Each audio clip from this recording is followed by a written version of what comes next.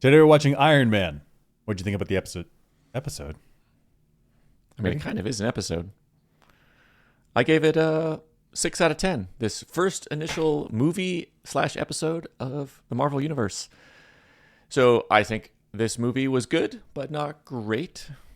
I think it's a fun intro to the Marvel Universe. Although at the time we didn't know that was happening. So as a standalone movie, I'd say it's pretty solid. It's interesting watching it now, knowing what the Marvel Universe became and how this kicked kind of everything off. And seeing the contrast between the movies now and back then is kind of interesting. There's a lot of fun action. That's good. And there's good character growth of Tony Stark going from this rich playboy womanizer to like a kind of principled superhero. He's still got the snark, but he does this transition. And there's a lot of cool science and tech glazing. Everything's just, there's always a tech solution to something, and you're cool if you know all the science. Ew. Let's bring that back. And it's total male fantasy to be Tony Stark, this rich, entering places, genius, boy genius, adult genius.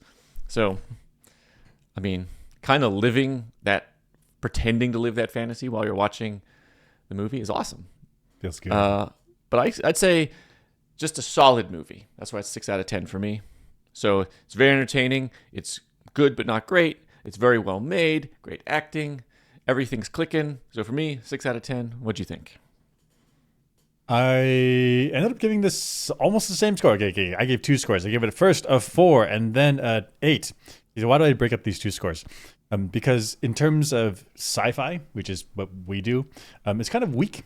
Actually, it's quite weak as science fiction because there's no scientific kernel that then has consequences that propagate down the line. In this case, maybe the scientific kernel is what would it be like to be rich and a tech genius and make weapons? Like, what would you do? Like, if you become a superhero? But that's in terms of sci-fi, that's kind of not a lot there. But this is a Marvel movie. What am I doing sci-fi analysis? In terms of just enjoyment as like a fun summer blockbuster, 8 out of 10. Super fun. Okay, so 8 out of 10. The pros. The pros is the rich engineer, playboy, philanthropist.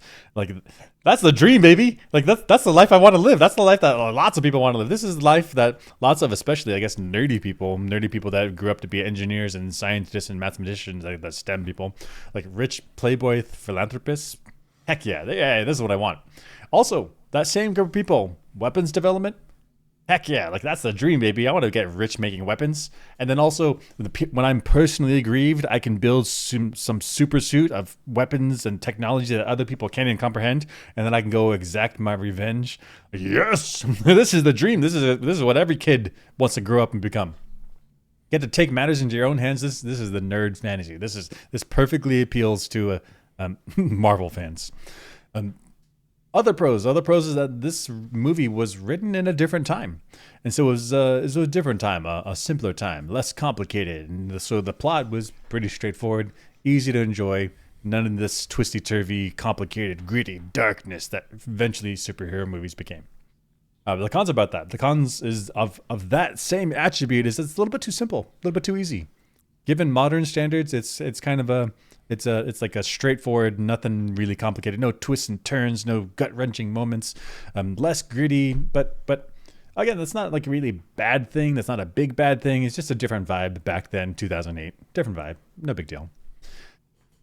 An actual big deal is that the technology development is insane. Like to go from nothing to a functional suit in a cave, already big jumps. But then to take that home and go from a suit that could that had rocket power, it could jump, but it was really uncontrolled, to this really just dials in suit with technology just out the ass, just lots of tech, just incredible. That development speed is insane, and so it sets unrealistic expectations for STEM students.